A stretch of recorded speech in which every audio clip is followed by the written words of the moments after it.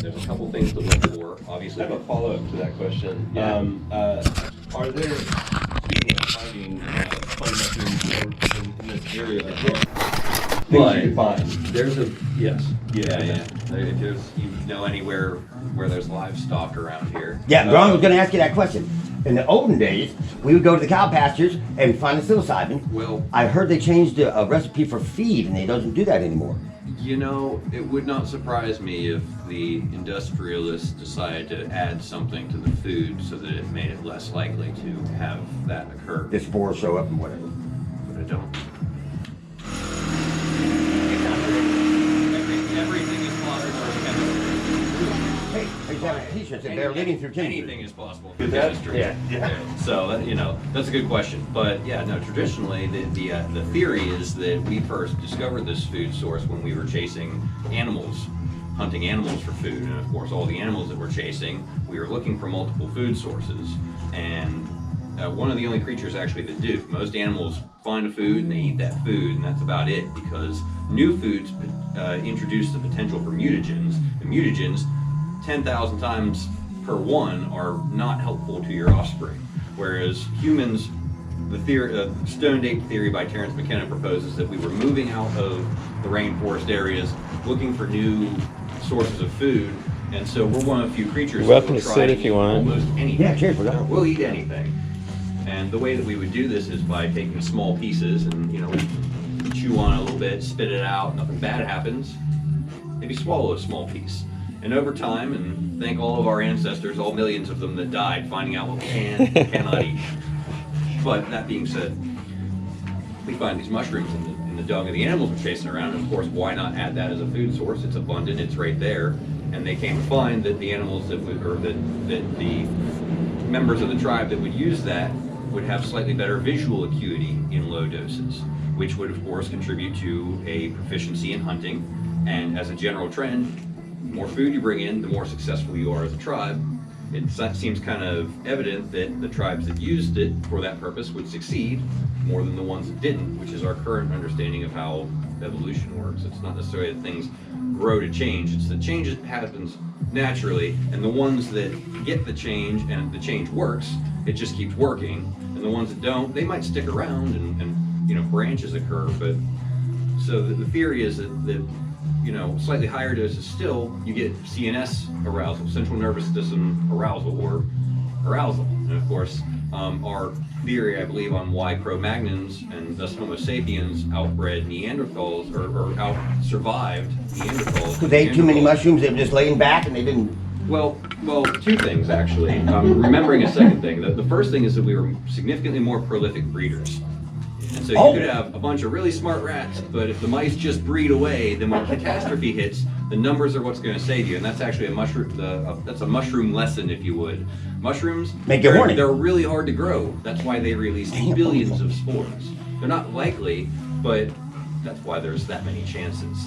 So you need just those prime conditions. But if you give a billion chances, you know, it makes it more likely. So by the same theory, we propagated much more than the Neanderthals did.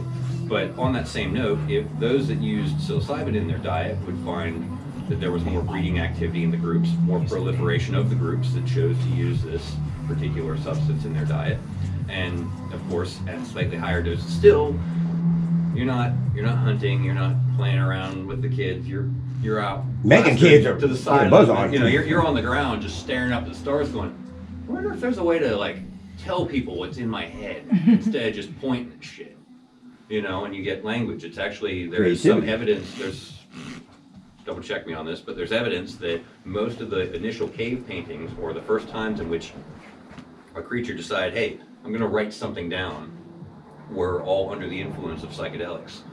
There are certain motifs that come through in psychedelic art, and all of those motifs are present in all of the cave art that was found, which we believe was the beginning of language. So it's very, very possible that the consumption of red meat, coupled with the cooking of said meat, coupled with the introduction of psilocybin into the diet, is what has resulted in the development of the prefrontal cortex, and therefore complex thought and language and culture. So it started right on the wall, and then we walk on the moon. And in between, we'll just buzz it the whole time. Yeah, that works for me. Well, so my theory, and this might actually have been someone else's, but is that the mushrooms were here first.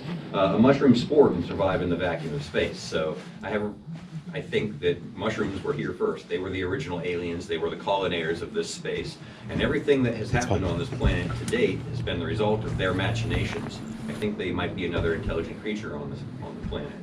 Language, communication is what we define as so important for determination of intelligence, but if you can't talk to something, it doesn't mean it's not 10 times more, more intelligent. What is communication? I mean, we do it by visuals and the app, and somebody else who's a gaseous being will do something different. What is communication? That's a good question. But so the idea is that, the spores hit, there are mushrooms everywhere, they create a lot of oxygen, they create a lot of carbon dioxide. Mushrooms take in oxygen, they breathe carbon dioxide. And that created an arable environment so that vegetables and foliage could start. Correct me if I'm wrong, fish have been here. Which came first, fish or vegetables? Weren't there fish in the oceans before there were plants? Well, you started with, I guess, the amoebas and stuff floating around. Well, science says. Anyways, so the idea is that eventually the mushrooms started moving stuff around. I think that the theory is that mushrooms would create savanna lands.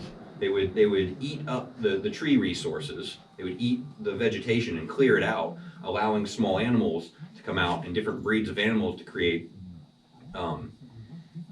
different. I forget exactly why this happened, purportedly, but.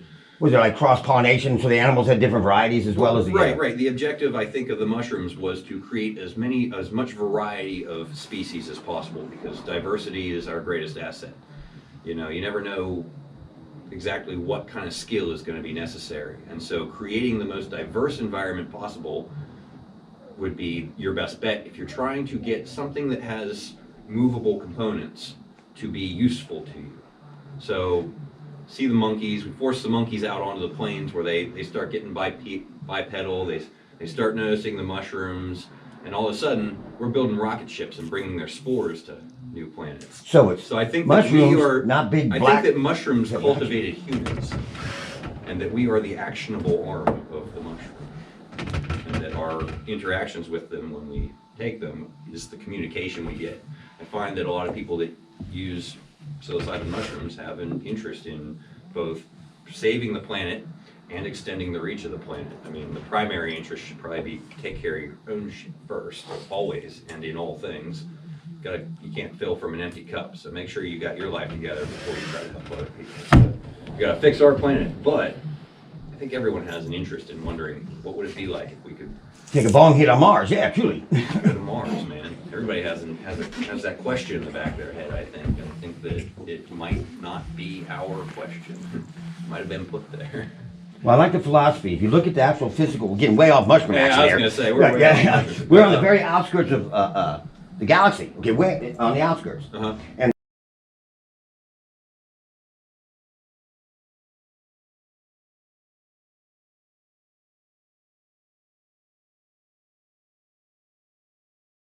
which was their spaceports, and we're left.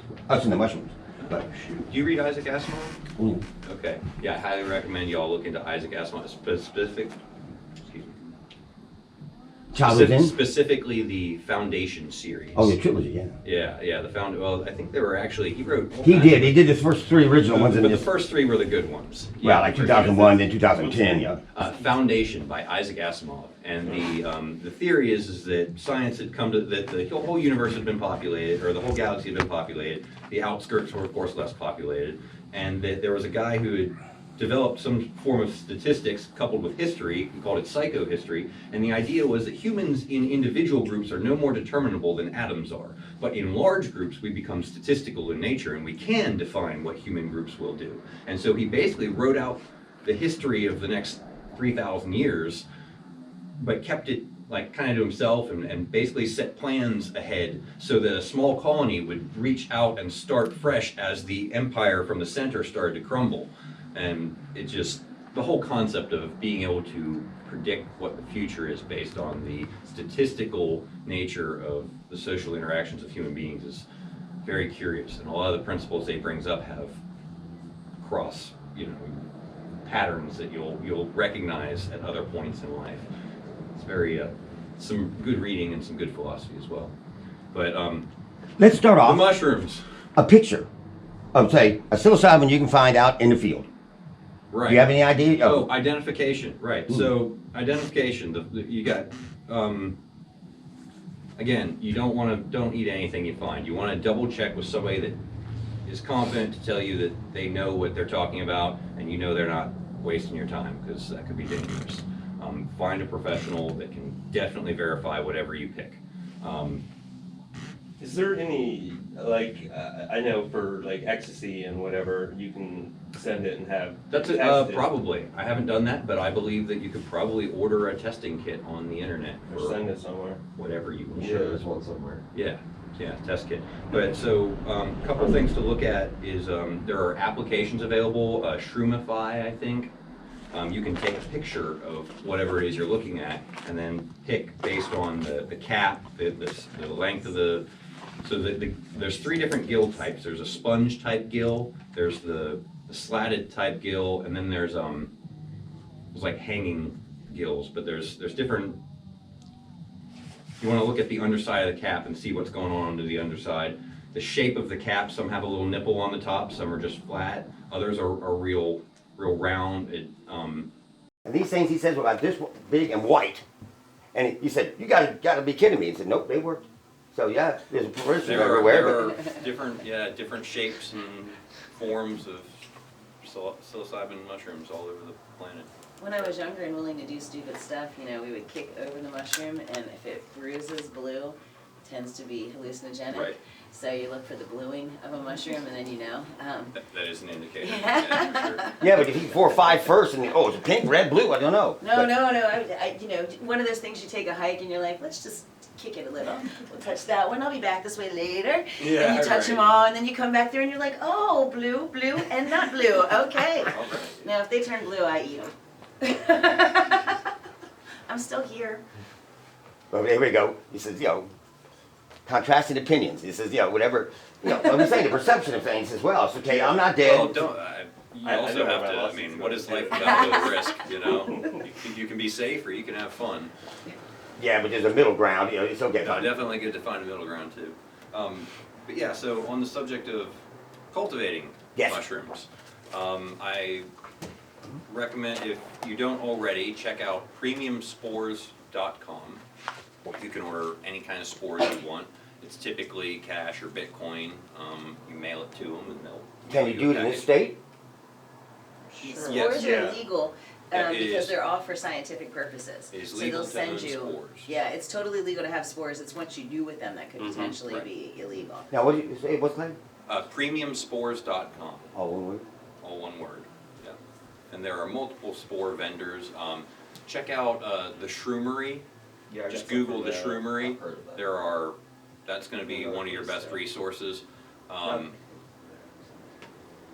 There's a couple different mushroom groups on Facebook as well. Just look at Virginia Mushroom Hunters is a good group to sign up for. I get pictures of different mushrooms that people are finding and wanting identified, and then I see them identified, and it's going to take a while for that information to sink in with all the Latin names and whatnot, but eventually, just through osmosis, I suspect that as I see more mushrooms on my feed, I'll start to become more familiar with them. Now, most of these websites, it won't be just psilocybin, it'll be shiitake, whatever they find. Oh yeah, no, Yeah, it's mushroom folks. Right, absolutely, yeah. No, I would say that only unless you go into those groups specifically, if you go into any general mushroom group, they'll either be very cautious about some of the terminology you use in the group, or they'll be completely open about it, but you'll still find that a good percentage of the group, even if they had started there because of psilocybin, they were there then because of the entire field of mycology. Yeah, they get interested in the mushroom itself and how it works, so it's pretty cool. Now, compared to the old hemp plant, which can be, more or less hit by a truck and still carry on. You can take spores and put them in my stinky old wet basement, and will they grow just fine? Or they need to be No. nourished? No. Okay, so the hardest part of mushroom cultivation is inoculating the spores. Ooh. That's the hard part.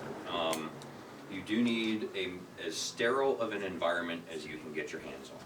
It's recommended to use an indoor room, typically a bathroom without a window in the center of a house, if you've got one of those, because you need it as far away from any open doors as possible to work in. Now, one of the other things that is done is called the oven method, and you'll turn your oven, maybe Lysol out your oven, let that dry, hit it for, broil or 500 degrees, let it completely desanitize itself, and then let it cool back down to 100 or the lowest temperature you can get it.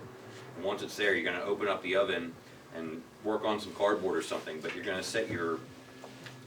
So in order to grow mushrooms, you're going to need spores, which you can get from premiumspores.com or a number of other places. You're going to need grain spawn, which is comes in either jars or 5-pound bags. And you can actually make your own grain spawn if you have a pressure cooker and watch some YouTube videos. I haven't actually done that myself. So far, I've just get my grain spawn directly from MidwestGrowKits.com. Can you go to most of the agricultural stores and pick them up, that kind of stuff? Or is that more specific? No, I So looked it's around fairly- for it's ryeberry, right? The grain. There's a number of different, Yeah. but And grain it was hard to find here. I mean, Yeah. I had to. Especially- Did you go over to Fifth Season Child? Okay, Yeah. they're usually, okay. especially sterilized and ready for Oh, inoculation. that's in. Yeah, you're not going to find So Clay, it. what's the name of that one? Midwest Grow Kits. I've had some success with them. Have you had any? Because I've been reading. I don't know if you watch on YouTube. Philly Golden Teacher at all?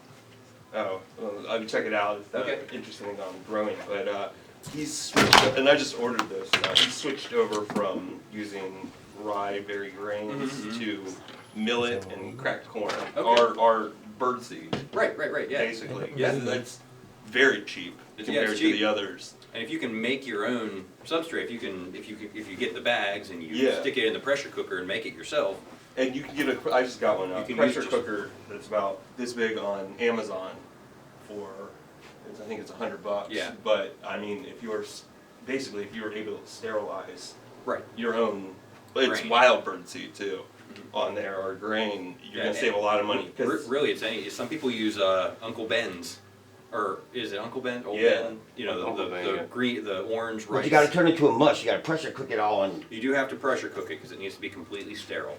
that's the whole. Because if the hard part about growing mushrooms is not growing the mushrooms. The hard part about growing mushrooms is not growing anything else. These things are That's prolific the hard of part. everything, you kinda jump on board too? They'll compete and they will. Most things will completely destroy mycelium, or even if it doesn't overtake the mycelium, it will reduce. It will almost completely diminish the mycelium's ability to have enough energy to fruit and produce any good, fruits for you. But so you need sterilized grain spawn. You need a spore syringe, and that's about all you really need to start with. You could from there you've got your oven open and set your jar on top of your oven door there. And the idea behind the oven tech is that you've got all that warm air coming out of that oven and rising up. And with that warm air rising up, any spores or any dust or pollen that's in your house is gonna be pushed away. So you've got a nice clean airflow coming out of your oven, directing that air in an upward direction. So you can pull the tip of your spore syringe off. You're gonna hit it with a lighter for a second, wipe it with an alcohol swab. Take that same alcohol swab. You're gonna rub the inoculation port, which is a little rubber cap. Have one. Yeah. Oh. You're gonna- Oh, JT never hurt you. I was seeing if this was vinyl still, but Yeah, I have thank one. you. Right. Don't want to expose it to too much sunlight. It's here. fine if I lose it, I lose it.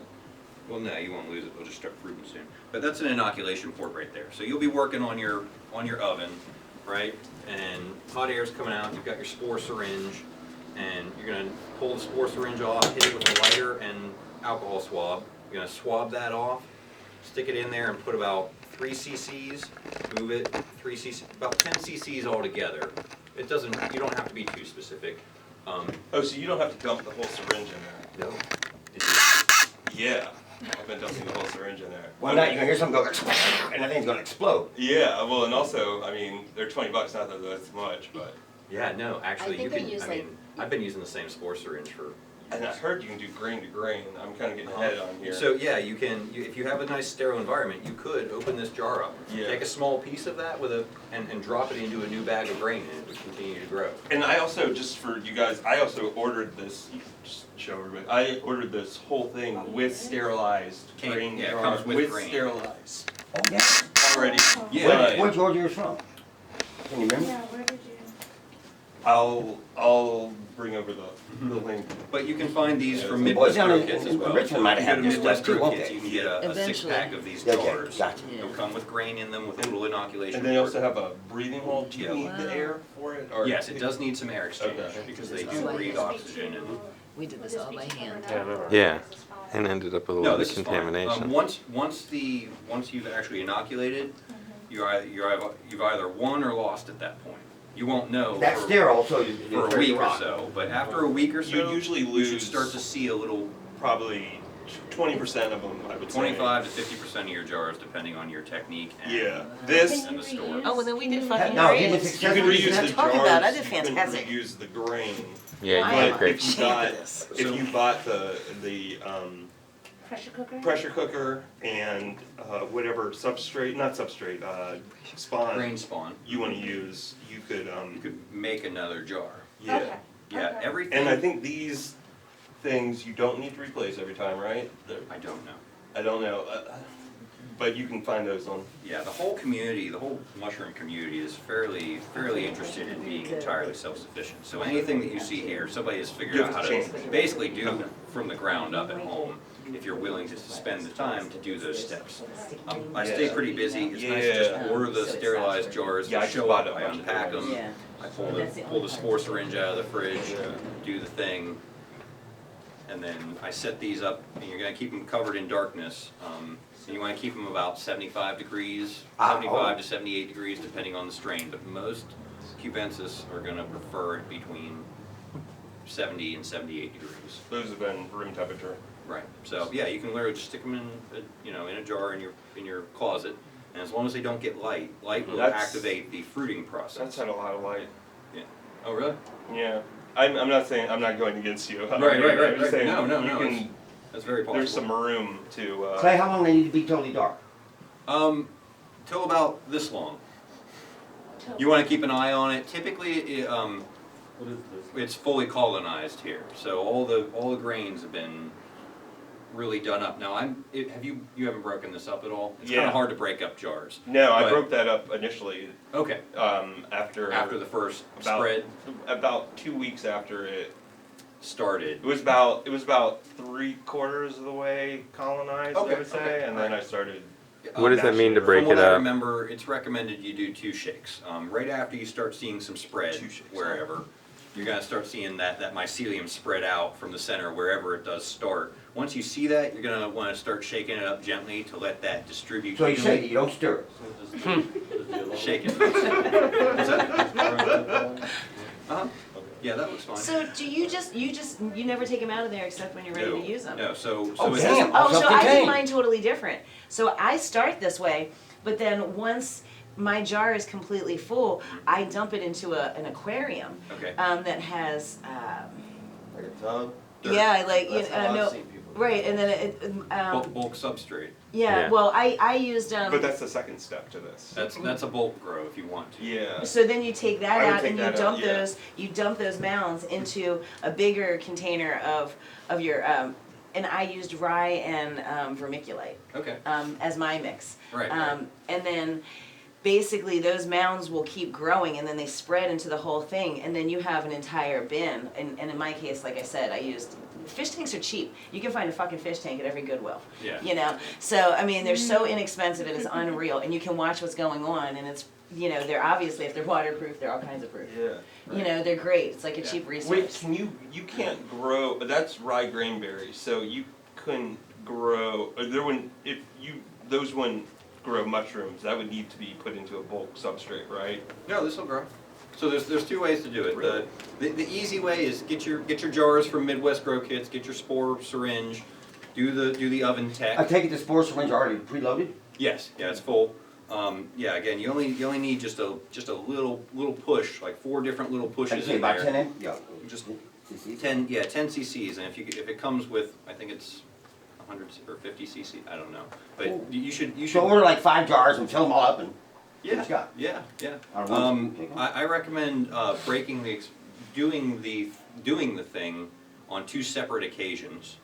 So that the second time you feel that it's the second time and you've learned from the first process, and 2, because you may notice that conditions are just a little bit different, but also even on the first time you want to try more than, you want to do at least 4 jars. Because as he said, it may be the jars themselves directly from the manufacturer that are bunk, it may be your technique, or it may just be bad luck, but you're going to get contamination, it's going to happen. Yeah, and when you order it, they usually come in a thing of like 10 jars. Yeah, you should get 10 jars. You might as well just, Right. So I recommend do 6 jars, because they keep. get used to the process, This has been in there. tuck those away somewhere, and wait to see if you have any growth. As long as you get some growth, go ahead and do the rest of your jars, and just see if you feel any difference between, you But it's know, nice, at least maybe you It's easy. And you get to keep the jars. mushrooms are weird. Already set up and drilled out. So these jars are. So, okay, so once you've inoculated, you're gonna, after about a week or 2, maybe 3 weeks, you'll see some growth. You'll start seeing that mycelium spread out along the side of the jar somewhere.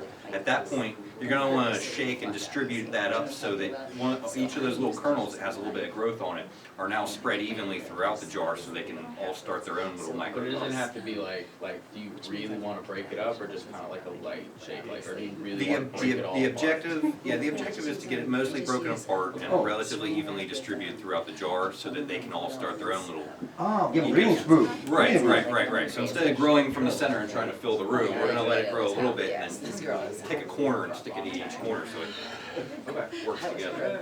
Yeah, because each little bit of whiteness you can see in there is its own life form capable of continuing growth and expansion.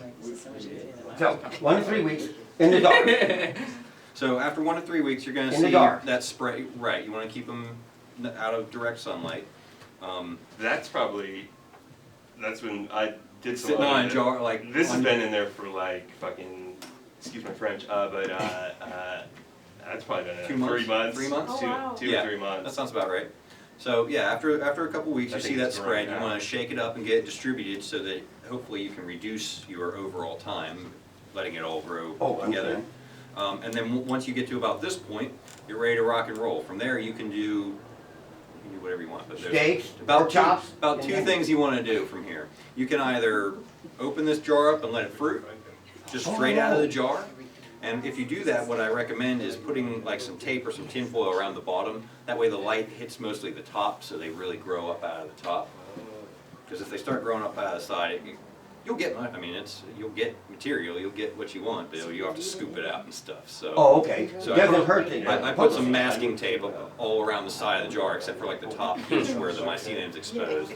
And you don't have to worry that you're not fruiting out the sides. It's gonna take the collective energy of the organism and keep putting it where it belongs, So technically for lazy man, all you do is take the lid off after 2 or 3 months and let it go. pretty much. Now, do you change its environment? Do you put it more in the sunlight or neutral or? They do need to be misted, they need to be hydrated.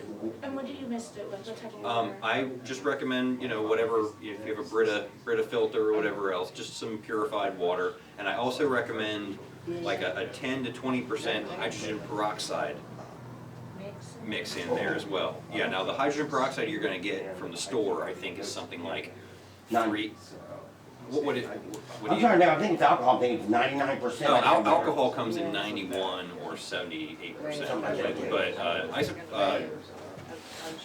Hydrogen hydrogen per. peroxide, I believe, is 3%. So you're just using like a disinfectant? Right, just the normal thing that you get to gargle like mouthwash or pour on a wound, whatever Could else. you use, because I'm a barber, Mhm. and I know that like for disinfectant, Yeah. I use witch hazel, we're about to use that. Okay. Do you use witch hazel for that, or you want the I astringent don't of know. the Yeah, hydrogen so peroxide? one of the things that the hydrogen peroxide does as well is when hydrogen peroxide breaks down, it produces a lot of extra oxygen. Oh, Right. feed, And feed. therefore, yeah, higher oxygen, you get a better rate. So you fill up your contain. I have a mister that I use. Yeah, you like a little spray then, Yeah, yeah. so I fill that up, 80% with water, and then top the rest off with hydrogen peroxide. Just shake it a little bit. It's not gonna, and then I spray, and you'll see little bubbles and stuff where the hydrogen peroxide hits your material. But that's good. That's oxygen releasing, and any potential bacterial infections can be cut at the source pretty quickly as well. After you've uncapped your jar and are in the fruiting stage, you're gonna make sure that your mushrooms stay nice and And moist. that's how you water them, you spray them? Yeah, I spray them with a mister. How often do you do that, Dave? Um, They're getting you a pretty good size, but once a day, twice a day? Hey, step her. it really, yeah, usually 2 or 3 times a day, honestly. Are you talking about spraying? I haven't been paying attention. I'm sorry. No, that's okay, we're No, done. no, It's okay. Once you uncap this thing, you're gonna want to keep it in 75-degree. Yeah. It's if possible, if you can, like a fish tank, put it in an enclosure where you can get some kind of a humidifier pump. Yeah. You can go to the local fish store or pet store and get some kind of humidifier for a reptile, or you could literally just build your own. You can also, there's like a little, I was using a different type, there's these little heating pads for making, for setting up. In some cases, you'll find that you will start to get growth on top of your mycelium. And more often than not, that happens once you've moved from the jar, you've taken a spoon or whatever and gotten all that growth out, spread into like a tin lasagna tray or something like that. Recommend trying to sterilize, wipe that down, sterilize that. You want to really work in as sterile of an environment as you can when you're doing any transfers, or even like Dawn said with a fish tank, you might even want to stick your jar, if you're just spawning straight from the jar, stick it in a fish tank because you don't want stuff getting in there. Even though we're already past the hard part, the hump, you can still, if you move to bulk, and you lay down your bulk casing on top of, you make like a pancake, so you lay down some dirt or bulk casing mix, you pull out your jar and you take all those kernels and you break them up and spread them out like a Rice Krispie treat, and then you put another layer of dirt on there, and that I stick in a little, Like a tent? like a tent, yeah. I have a Amazon list that has the tent, the power strip, the humidifier. If anybody wants to just get a list of bulk grow material, I basically looked at Midwest Grow Kits and then found all that same stuff on Amazon and put it in a list. cheaper, yeah. Put it in a list for people. Yeah. Yeah. You can get their kit for $350, or you can get all the same pieces on Amazon for $250. Yeah. And keep the corporate going and getting us all out of work, yeah, fine. Or make your own, like you were saying. Yeah.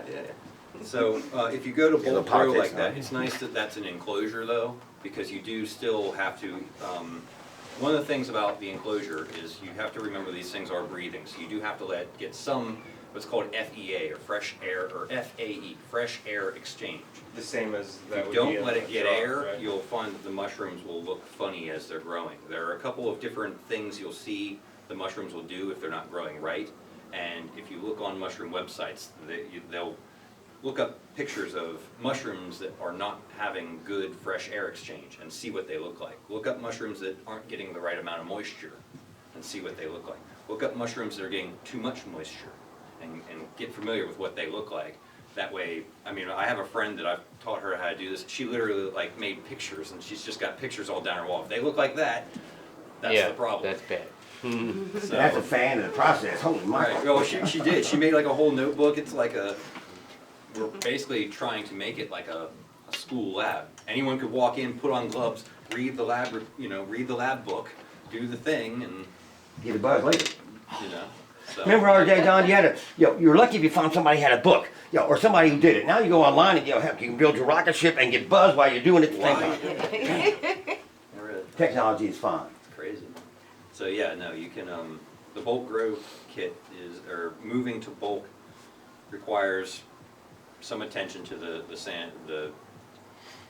Well, once again, like I say, I guess sanitation is the key. You don't want to That's it. cross-pollinate it with anything else but its own species. Right, yeah. You don't want any competition. And if you haven't grown already, tried this before, you know when it's contaminated. Yeah, you'll because know. Suddenly those beautiful white spider webs start having black and Or green green, funk in them. or red. And it's very obvious. You'll also see They're in the- beautiful in color, and that means you're really unhappy. Yeah. And when you move to the growth, the bulk spawn, you'll notice if your mycelium starts looking like green or something like that, you Yeah. automatically, and you want to get that out of there as soon as As possible. soon as possible. Because it's that'll very possible contaminate the it rest of hasn't the shit. gotten to the rest of your trays. Oh, so you Yeah. actually catch it soon enough, it hasn't really spread. It's like, okay, Yeah. a little cancer thing. Yeah, really. the people on the internet say, don't mess around. Yes, you can. You can. Oh, try to clean it? If you find that you've got a tray that you're starting to see some green junk come out, get that tray get it as far away from your other trays as you can, but don't throw it away. Go stick it out in the garage in a different container or something, and scoop out the bad part, and See if you can 9 say, times out of 10, you'll still get some growth out of what's left. Yeah. So if you're going just staying in the jar, not Just going staying to in the the jar, bulk yeah. grow, Right. and you mentioned you have to keep it moist, but is there light required at that point also? Yeah, you want to expose it to 8 to 10 hours of light a day, whether it just be a lamp or. not 2 or 3 like you were saying. Now, it was a problem. I'm trying to get a chronological order here. You were saying initially when you get it, when you open the lid up, give it 2 or 3 hours of light, put it back in the dark, and you spray it a lot. But no, not 2 or 3 hours. What you But do? I'm that's sorry. after you're moving to the substrate, right? Or after you're growing. We're talking And you're basically. talking about beforehand. Well, when it's you're- an alternative. For the fruiting process, you're gonna expose whatever mycelium you've got to light for 8 to 10 hours a day. Oh, gotcha. Okay, just like a normal it would be was outside. Right. Okay, cool. Yep. Okay. Just signaling that it's reached the surface. And then it's it time just to- grows straight out the jar? How do you it- know when you're ready? Okay, that's a good question. So when you start getting some fruits come up, you start getting some mushrooms come up, one of the recommendations is that you don't let any single guys get too big, because that's what I had. as fun as that is, it's going to detract from your overall yield. You might get one big fat mushroom that weighs an ounce and a couple little ones that weigh up to another quarter of an ounce altogether, but if you had picked that first one and let them grow evenly distributed, you might get 2 ounces altogether. So, Okay, so what? When The you premium height to yank it. okay, so provided that you want to, the size of the mushroom is just going to depend, man. I've let one of those big ones go because it was just too pretty to pick, and there was nothing else out. So I figured if I was going to go for a record, I would go ahead and let this one go, and I did. Now my other trays I kept all neat and tidy and got a even distribution, but this one, man, it was 114 grams wet. What? Yeah. I mean, it was What kind of spore was this? the size of my arm. Oh my god, that would be so hard to eat. My god, I So would you like having a 45-pound lot? Chop it into pieces. Oh, yeah. I get it, I but got it a would be so. I haven't been able to have. That's a big penis. That sounds terrible. Yeah. Now, would that Girls dilute the don't like that. psilocybin content? The bigger you get, the less buzz? No, I No. don't Oh, just believe opposite. so. No, not at all, I have a actually. question. So Yes. like I ordered lion's mane Okay. online. Uh-huh. It's Are 18 those and over, I ones? guess, if it's that big. Can you like make spores off of the ones that you order offline and like Spore continue prints. to? Yes. Yeah. Yes, you can. So once you get real involved in the mushroom world, you can take a piece of your whatever mycelium or mushroom, and you can stick it back in one of those grain jars Yeah. and let it continue to grow. Oh, so you have a mother shroom too. You can take a cap off and you can get a spore print, and with a scalpel or whatever else, you can scrape some of that spore off and stick it into what's called an agar plate.